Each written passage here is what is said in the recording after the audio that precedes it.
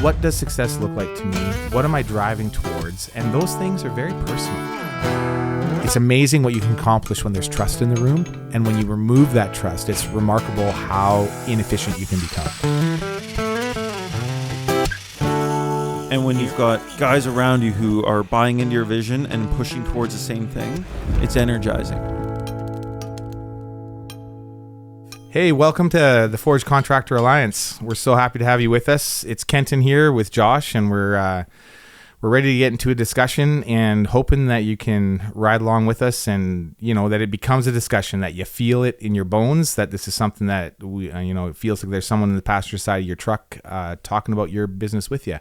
So we're here for that, and we're hoping that you enjoy the ride. Last week of June 23rd, I believe is Monday, I'm starting on the tools full time. Okay. By the grace of God. Yeah.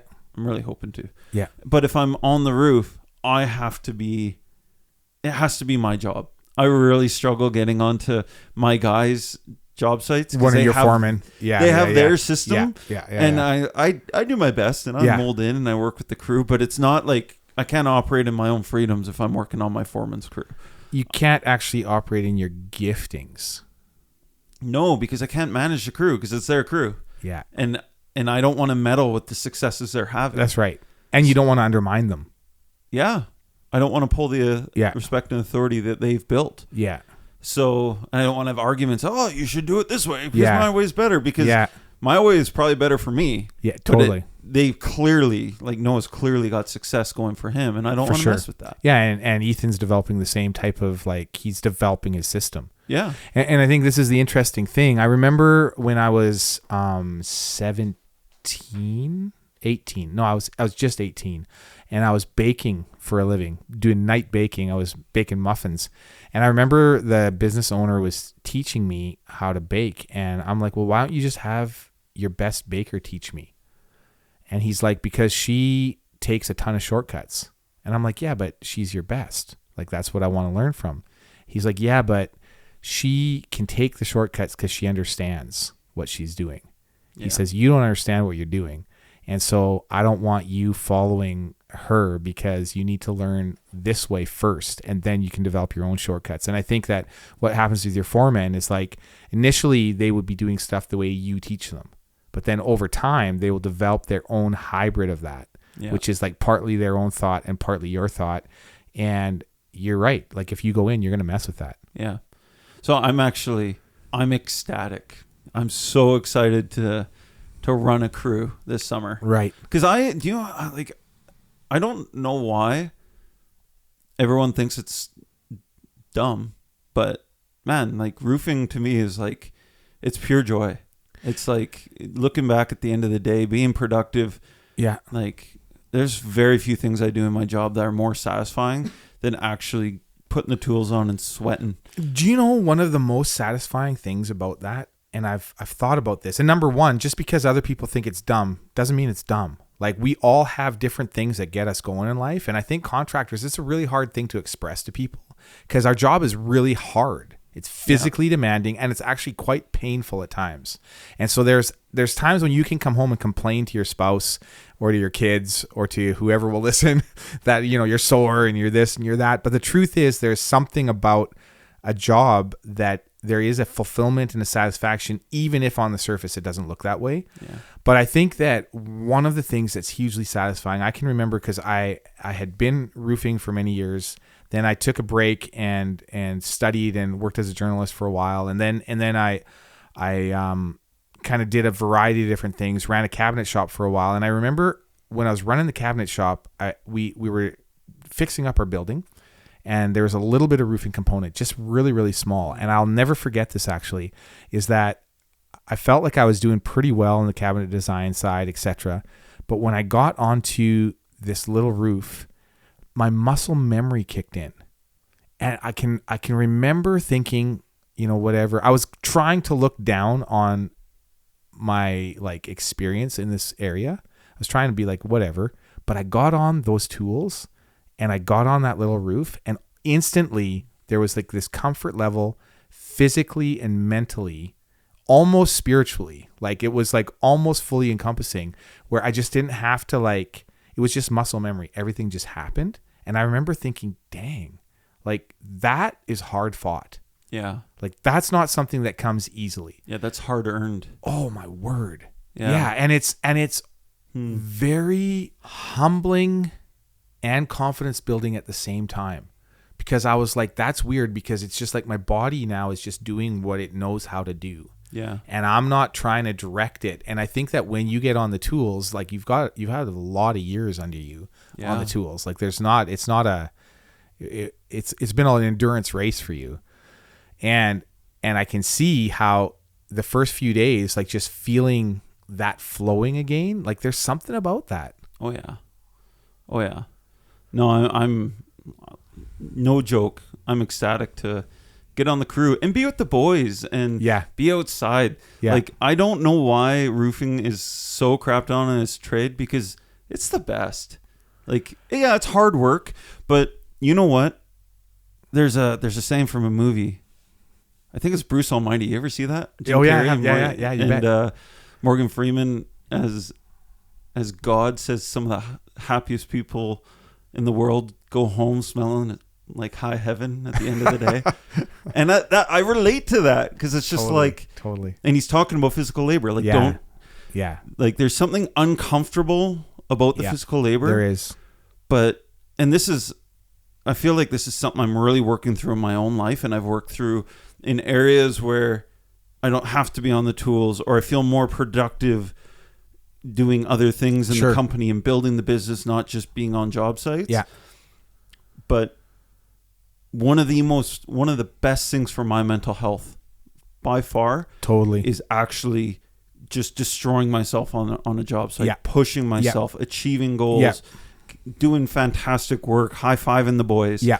Without that element to my job, I to be frank, I really dislike my job. Right. I love it if I get that component. Yeah. I need that component. If I'm away from the day-to-day of my business, and not just the day-to-day, but if I'm not pushing my body. Yeah, that physical exertion. There's something about that physical. Yeah, totally. And the thing, I hate it, because some of my staff do it. I hear all the time is, oh, you're sacrificing your body. I'm not going to curse into the mic, but I want to. I'm like, if you do it smart, and you don't overexert yourself, I genuinely believe there's very little negative effects. Only, quite the contrary. I believe it's super positive in my own health, in my life. When I've been on the roof, I'm the healthiest. Totally. Mentally, physically, by far. Well, and I think where the bad rap comes from is that in trades, there is a certain segment of tradesmen that are addicts, that are like either alcoholics or drug addicts to some degree. Yeah. And are basically really poor lifestyle, but have a natural aptitude for the trades. And it's interesting, because just because someone's an addict doesn't mean that they can't do their job well. I hired a guy once who had spent years on the street because of cocaine. And I hired him, and it was actually a wonderful situation, because I asked his brother was like, I would like you to hire my brother. And I'm like, well, why should I? And he's like, well, he's been on the street and he needs like a hand up. And I'm like, yeah, but is he dependable? And he looked at me straight. I'll never forget this. He goes, well, he hasn't proven to be. And I'm like, oh, that's a real sell. But he said, and then in his next breath, he says, but I think that he's ready to change. And I'm like, okay, like, all right. And he ended up being a long-term employee of mine. He was in jail a number of times while I was employed by me, etc. But I always said those times have to get further and further apart for you to stay here. And so, long story. Anyway, that's not the point. The point is that there are people in the trades that are good at what they do, but they have all these life issues, and they taint kind of what we do. And so they can destroy themselves, because if you're like super hungover, or if you're like in that place where you're not watching what your body's doing, or in the case of some of these people, not caring, like you almost have a death wish, then you can destroy your body with, or egos get in the way. You can destroy yourself. You can absolutely take your limbs out. You can destroy everything. Conversely, if you handle your trade with care and as a gift, if you handle your body as a gift. I mean, I'm not a young man, but I function very well physically, and it's not a mistake. It's not like a fluke. I've taken care of myself. Yeah. And it matters. And it matters what you eat. It matters what you make sure you stay hydrated. I mean, staying hydrated, it seems so elementary in life, but like I feel like most people's headaches, most people like there's just so much that can't function well if you don't hydrate. Yeah. Well, it's more than just drinking water too, getting totally. your electrolytes. Oh yeah. And everything. Oh, with what we do, if you're not getting electrolytes on a day when the sun's beating down, good luck. But man, like speaking of your dad, like I worked with your dad when I think he was in his 60s. Yeah. Like well into his 60s. Yes. And he wasn't just up there like kind of working. He had two of us working side by side with him, and he was yelling at us like, "Let's go!" And I vividly remember that. And when I worked in Victoria, same thing. I had two guys in their late 60s I was working with. Yeah. And they were like, "Yeah, you young punks wreck yourselves. The trade doesn't wreck you." That's right. And they were on the verge of retirement, healthy as can be. Yeah. And roofed their entire careers. Yeah, totally. And I'm looking at this, yet I see the people saying the opposite. But I think where the rap comes from, I totally agree with you with the, like, roofing's very well known for being a addict-driven trade. It is. Especially absolutely 10, 20 years ago when it was much easier to pay people in drugs or under cash. Absolutely, under the table, yeah, absolutely. But you know what I really think it is I think it's a cultural shift from, historically speaking, before we had the technological advances we do now, of crane trucks, dump trailers, lifts. And not too many years ago, employers used to shove their workers, not just in trades, they would shove someone in a hole and be like, "You're digging for 12 hours straight." That's right. That destroys you. Totally. With where we're at with technology these days and equipment. Yeah.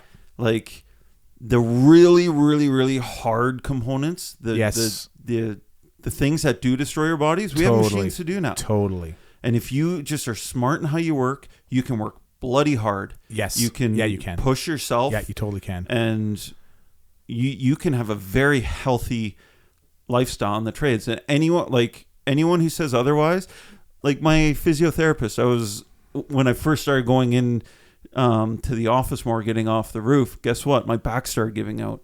And I would even be like, "Oh, roofing." He's like, "I don't think it was the roofing. I think it's the fact that you're now sitting in an office, right, doing office work." And he said 95% of my clients are office workers who sit all day. Okay, so here's my thought around that. Is I think we're built to move. Agreed. Like I just think as a rule, we're physical people. We're built to move. And I think you're absolutely right. Is that not moving is more harmful pretty much in every way than moving. I think that moving is a good thing. I think that what we do, and you're absolutely right about the advances, because I remember when I started my career, we were hauling up bundles on our shoulders. Yeah. Like my brother and I couldn't afford, like at that time, we didn't have the crane trucks with availability like we have now. And so it was like the scope of our company, not a chance. Like there was no way that we could get a crane truck to operate with us at that point. It wasn't an option. We had a delivery guy, thankfully, Joe. I'll never forget him, man. He was a great man. And he would back the truck up in anything that was like one story and like reachable. He would back up, stand on top of the pile of bundles and like pass them up to us, the whole roof at a time, if he could.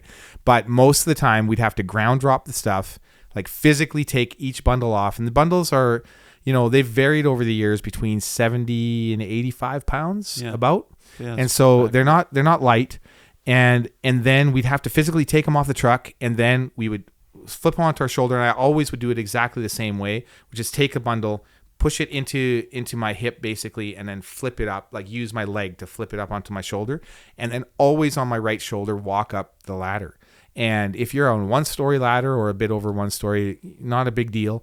If you're going up 2 or 3 stories, man, like that is work. Like that is, you're pushing from your quads, and your back has to be in the right posture. You've got to be focused, and there's an element of danger attached to it, but it's more so the physical danger that you're going to wreck yourself. And I remember there was an older contractor when I was like 20, and he was watching my brother and I, and what we would do is on the big hauls, when it was really tall, we would take turns, 7 bundles at a time. So one guy would carry up 7 and the guy at the top would take them, because it's really hard and awkward to both be on the ladder. Like you can't really do that. So we would have one guy at the top, he'd be taking them off the other guy, stacking them. And so that was the lighter end of the job. And then the other guy would be hoofing. And we found that on a long haul up, 7 bundles at a time worked for us. Not that we couldn't do much more, but then if we had a breather, we could just keep going and going. And we could do a couple hundred bundles in a go if we had to. And so this one old dude, George Marcus, I doubt he's alive still. He was a lot older than me. And he was looking at us and he's like, "Where's your loading ladder?" Because there was a pulley system that you could use. And I'm like, "Well, we don't have one. We are the loading ladder." He goes, "Yeah, you're proud of that now." He says, "But you're always hauling on the same side, aren't you?" And I'm like, yeah. He says, "That's not going to wear well for you over time." It's not. And he told us, and you know what? I listened. I'm like, dang, that makes sense. So we bought one. We just made the purchase. Yeah. And so not that we were proud of the fact of how many bundles we could carry. I'm still proud of it. I think it was great. But he was just like, yeah, that's going to hurt you over time. And so. Well, yeah, it's repetitive motion with a load on one side. And when you're walking up a lot, you're twisted. Totally. Yeah, you are. And so even when because it still happens once in a while, you need to load. Yeah. I alternate, and it's awkward going up on your reverse shoulder. I do most sports and everything left-handed, but I still hold the bundle on my right. Yeah. I'll throw it on my left every other time, even though it feels awkward going up the ladder. Yeah. Because that repetitive motion will easily throw something out. If you overdevelop on one side of your body, again, this is the thing that the old tradesmen had to deal with. Yeah, totally. That we just isn't a thing anymore. Asymmetry is a beautiful thing, but not in your muscle composition.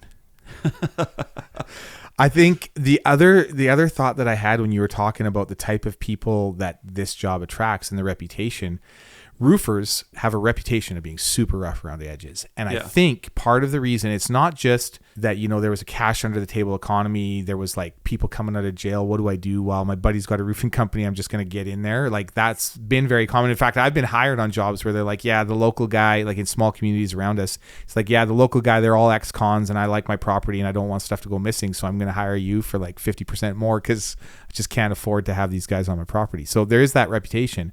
But I think a big part of it is that our trade attracts people who enjoy risk because we're on heights. Oh, interesting. We're in a place where you are like, not just anyone can sit on a slanted slope way above the ground and produce. Yeah. Like most people can't even, like, I'll be honest, and I've thought about this many, many times in my life, is like, I'll be in a position where I'm like very careful because one wrong move and I'm like, the consequences are severe, but it attracts a person that embraces that. And when you have that kind of embrace of physical risk, it also comes with other pieces of personality that can be distasteful. Yeah, I could see that. And not necessarily, but I just think that risk mentality is like, yeah, I'll shoot up something on the weekend because I just don't care. Like I'm willing to take the risk. Yeah. And so the fact that there's a lot of addicts in our trade, or has been historically, I think that's part of the discussion. I think that's gone away significantly though. I think so. I don't see it in the competition as much. Like, sure, again, not that they're not rough guys. We very commonly, I think it was just last year, John got a call from a quote he did. He's like, "Well, I guess I'm hiring you because my wife wouldn't open the door for the other roofer." Fair. Yeah. So not to say that the industry doesn't have its rough group of fellas, but it's not like it used to be. Yeah, I very much remember when I first started this trade 15 years ago, where it's like you would see another crew at the landfill or whatever, and you're just like, they're missing teeth. They're just rough group of guys. Well, and I think that there's the other side of it, is that what we do is physically dirty. Like when if it's a hot day and you're ripping off cedar, and the dust and potentially the bat droppings and the wasp nests that come out at you, like it's dirty. There is a dirty element to it, and I've always prided myself in being one of the cleanest, like physically cleanest roofers that I can be. Like it matters to me to present well. It matters to wear decent work clothes. You want to be professional. It matters, good image. All of that kind of stuff really matters. But despite all of that, I tell people like there's a piece of this job Yeah. Like people's homes are like their little temples or their little like sacred havens. Yeah. And when you get in there and you've got a bunch of guys working hard, producing something, there's a point in that process where it looks ugly. Like there's a point, no matter how you do it, things are coming apart before they start going back together, where it's like, this seems destructive. Yeah, there's demo involved there. There is. So. And all the TV shows and all of the like the home and garden stuff, it all fast forwards through that process because it's not pretty on camera and it's not stuff that people want to fixate on. And so I think homeowners have been conditioned these days that care about these things, have been conditioned to think that that part doesn't exist. Oh, they showcase that part now. Do they? Oh, yeah. They're in there with a sledgehammer in a perfectly clean room where someone's knocking out. It's clearly been staged. Jeez. And it's just like, that's not like when you're doing demo in a house, you can't see the floor. Yeah. And when they're knocking over a wall or something, everything's just like clearly been cleaned up and already staged for the sake of the camera. And that's discouraging to me because it takes away a piece of reality. Like what we do is dirty, but at the same token, there's no excuse for a dirty site at the end of a day.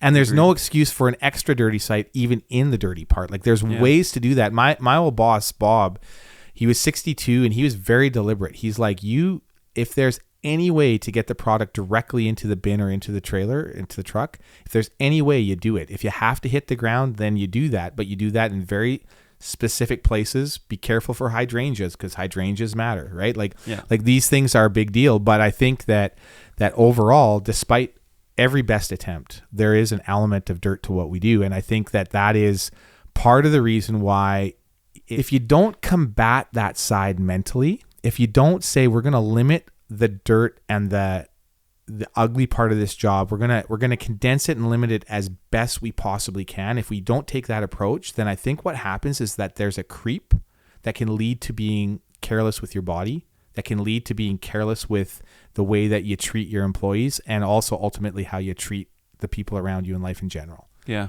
I think it's all wrapped together pretty tight. Yeah. I agree with that, actually. And that's a mentality thing. That's doing things with excellence in all regards.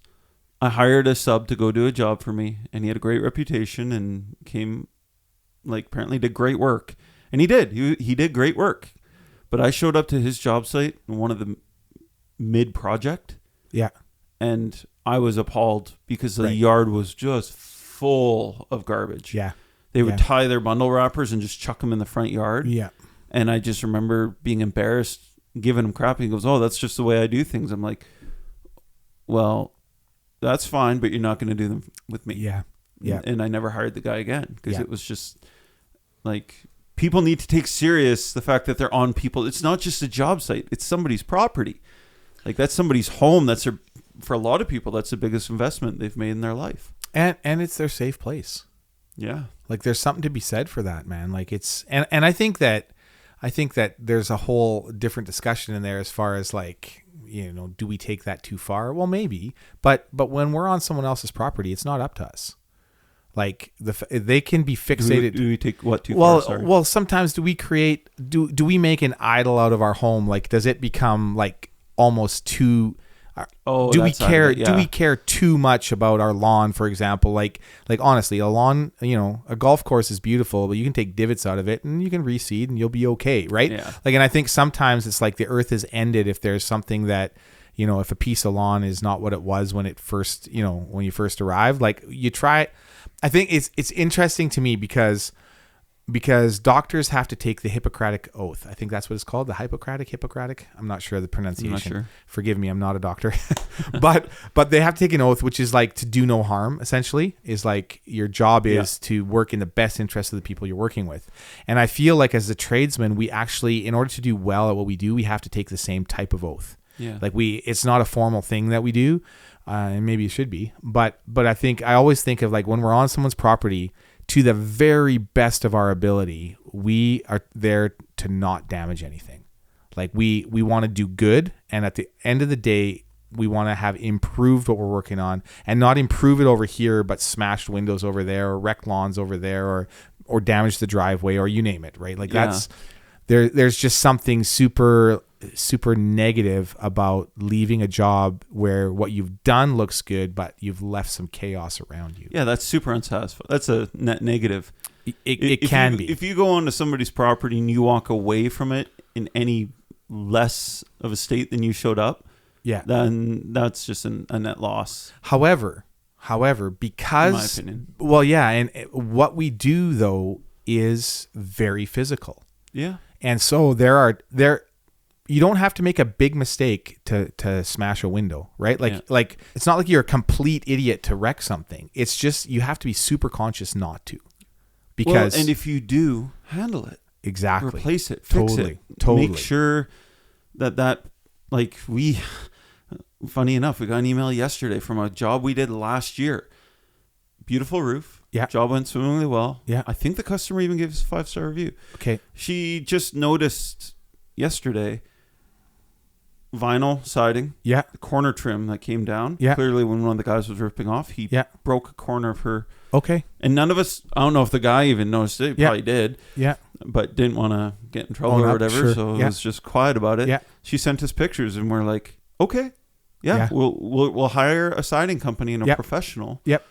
And we're just going to fix that because if we caused that little bit of damage, that toonie size piece of you didn't hire us to do that, so we're going to fix it. Yeah, totally. So, and mistakes do happen and we can't pretend like we're not going to. But like going back to what we were saying earlier about like how our mindset is towards our homes and our lawns and everything, I really believe there's something positive about stewarding our things well. Totally. And we take that same mindset into someone's property. Like we want to the best of our ability, again, mistakes happen. Yeah. But I think where the negative side of it comes in, where you have such an immense amount of pride, and where if anything happens to your property or if somebody makes a mistake on your home, you absolutely lose it on them, and you've got this arrogant. You've been stabbed in the heart. All of a sudden. Just like we murdered your firstborn child. When it's just like, do you know the posture that I love about this? I love customers who care. Like I really do. I have totally built my entire career around people who care about their homes. So I have no issue with that. What I love is when people are reasonable. Yeah. Like reasonable, it seems like it's not a high bar. It's a high bar. It's like if you're reasonable, I will do anything for you just about.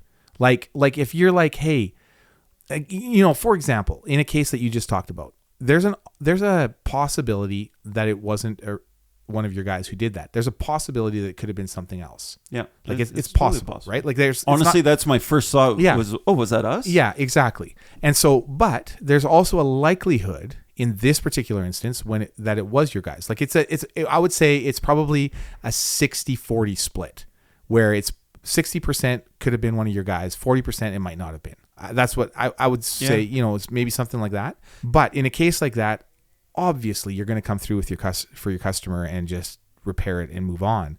But the thing about it is that it's a reasonable discussion. Yeah. It's like they come at you and say, hey, I think this happened. If someone comes at me with something like that, but they're yelling and screaming, it's really hard for me to go to bat for them. I'll do it. Yeah. But it's like my temptation is to be like, I don't think that was even me. Like, I don't, you know what I mean? Like there's the temptation. And I think that coming at something like that, reasonably saying, hey, I noticed this.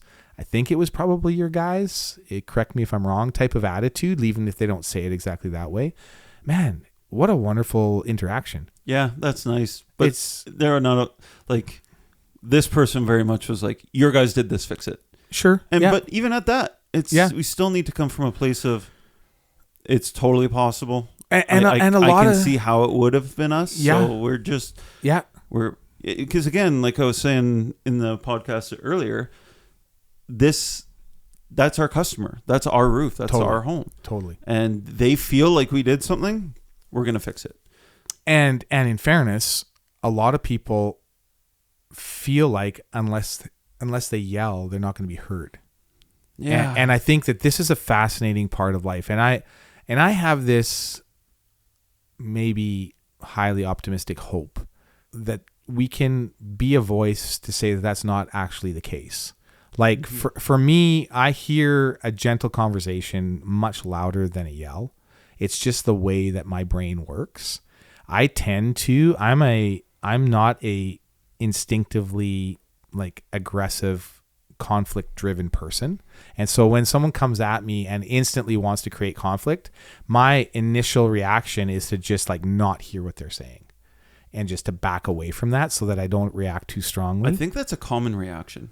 I think so. When people come in with fight, yeah, you're not trying to resolve an issue. You're trying to defend yourself. Yeah, exactly. Like, and for me, I am always trying to take 3 paces back. And fortunately, this doesn't happen often in my career. In fact, very rarely. But I like to take 3 paces back and take a breath and be like, okay, A, is this a real issue? B, is this just a person having a bad day and I happen to be standing in front of them? Like that can happen too, right? Yeah, and so, and C, you know, it can be like someone just has a chip at the world and just you happen to be in their world right now. And so you're going to get some of that. But in all of those cases, it feels to me like as quickly as you can move something to a reasonable conversation is wonderful. I have an uncle who was in the trades before he started his career as a teacher. And actually he just passed away not too long ago, but he always had a saying. He always was like, this one takes the blame. He would just like, that was his first response in anything basically in life. If someone was accusing him, he's like, all right, I'll take the blame. What are we talking about? And he had a lot of posture and a lot of confidence. So he wasn't saying that in a way like, okay, I'm the low man on the totem pole. He's just like, let's move past this. If someone's got to take the blame, I'll take the blame. Let's move on. Let's go. Yeah. And which is a very mature, I don't think most of us, including myself, have the maturity for that completely. But I think that there is this part of it was just like, hey, if someone's got to absorb some blame for this to be rectified and we can move on, let's take the blame. Let's deal with what we got to deal with and move on. But I love someone who cares, but it's reasonable. To me, that's just wonderful. Yeah, but I don't even think it's about so much like who cares who's to blame. The situation is what it is. Sure. So let's just work together. Like we screwed up, you screwed up. Doesn't matter. Let's just get to the bottom of this. Sure. But there's one thing that I just won't tolerate in my company. And I think this is worth noting. If I ever have a customer who screams at any of my employees, dude, the customer is always right. No.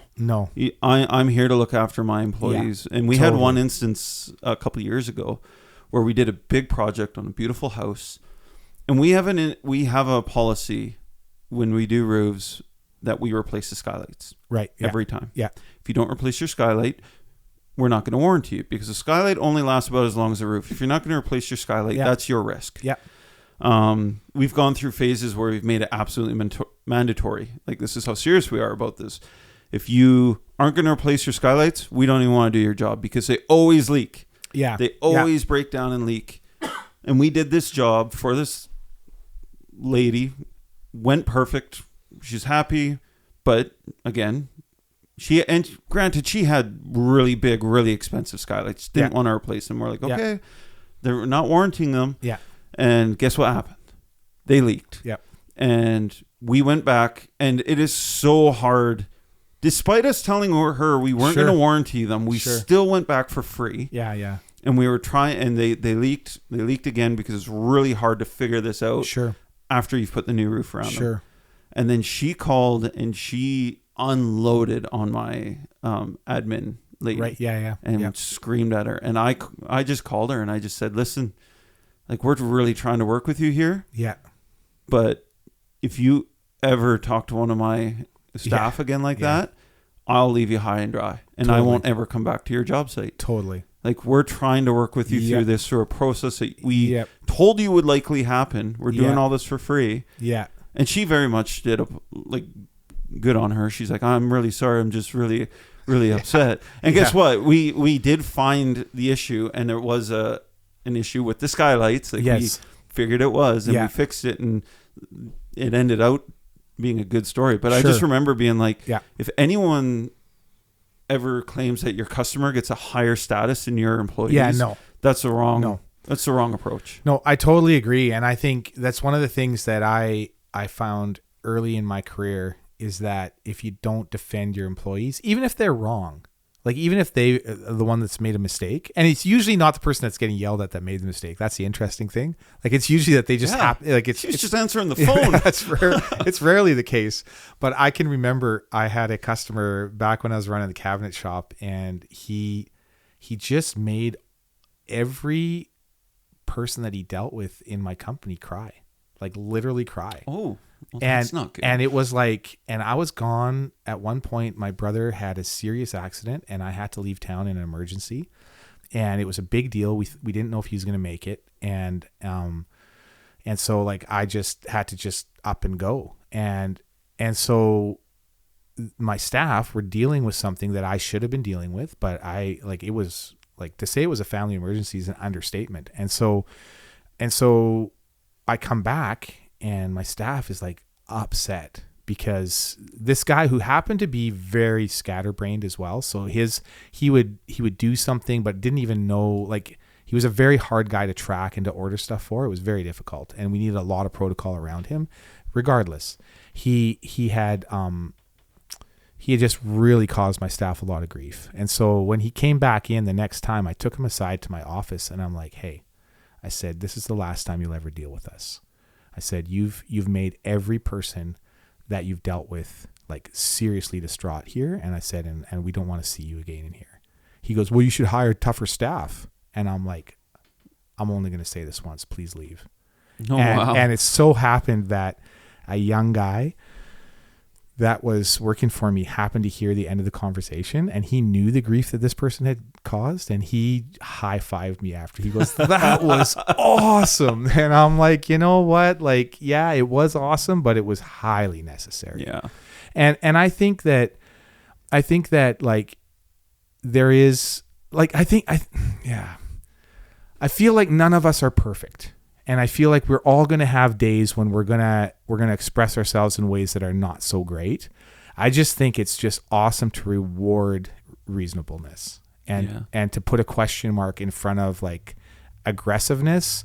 And it's not to say that, you know, there's not a time for a bit of a conflict. I think there is, but I think it's super rare.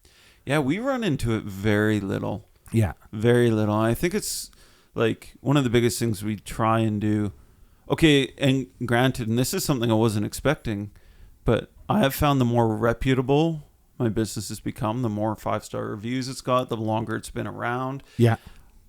People have a sense of what they're getting into. Yeah. And from the early days, people would be like, this is happening. What are you going to do about it? Yeah. To be like, whoa, we'll come. Now totally. It's more of a, hey, this has happened. Yeah. Like, what's the plan? Yeah. And they're way more chill about it because they just know, like, you don't get 100 5-star Google reviews. Yeah. Have a 4.9 rating by not messing people around. Yeah, totally. It just doesn't happen. So that's aside. But man, that's just tons of effort, years, and and experience to get there. You're not going to build a company in 12 months that's going to get that. No. But I do think that there is a posture that all of us can develop to some degree that just helps people trust us naturally. Yeah. And I do think that that's a big deal. I mean, to me in life, and it's interesting, I guess the place that I'm very sensitive, I guess, is that if someone is legitimately not trusting me and I'm working for them, I'm just very sensitive to that. And that really bothers me. And I'm like, and I really analyze it hard. I'm like, is there something that I've done? Is it just this person's personality that you're guilty until proven innocent? Or is there something that I can do to reinstill a base level of trust? It's an important thing.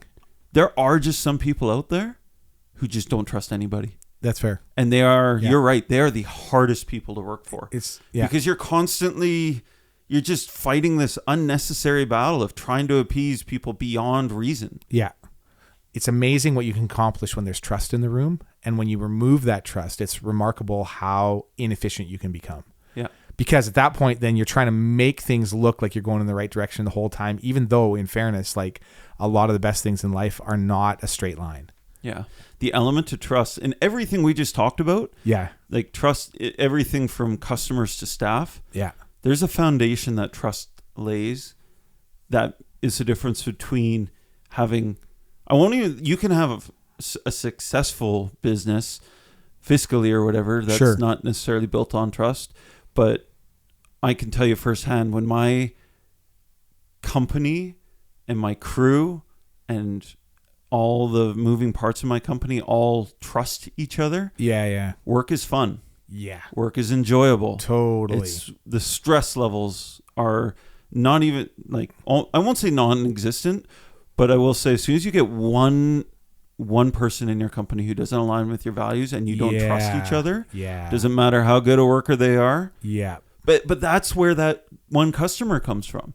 When you get that one customer who comes in and just doesn't trust you. Yeah. It's just like, wait a second, we operate every day in a circle of trust. Yeah. Our customers trust us. We'll always take care of them. Yeah. Our employees build this relationship with each other, with the customer as well. Yeah. That's like, most customers are giving our guys burgers and a case of beer at the end of the day. Yeah, totally. Like, it extends through our crews. Absolutely. So yeah, when you get that one person who's just like nitpicking, sitting in the front lawn, you know, with the waiting for something to go wrong, pointing out like, oh, why are you doing that? Why are you doing that? Yeah. It's just this foreign stress that shouldn't be there. Totally.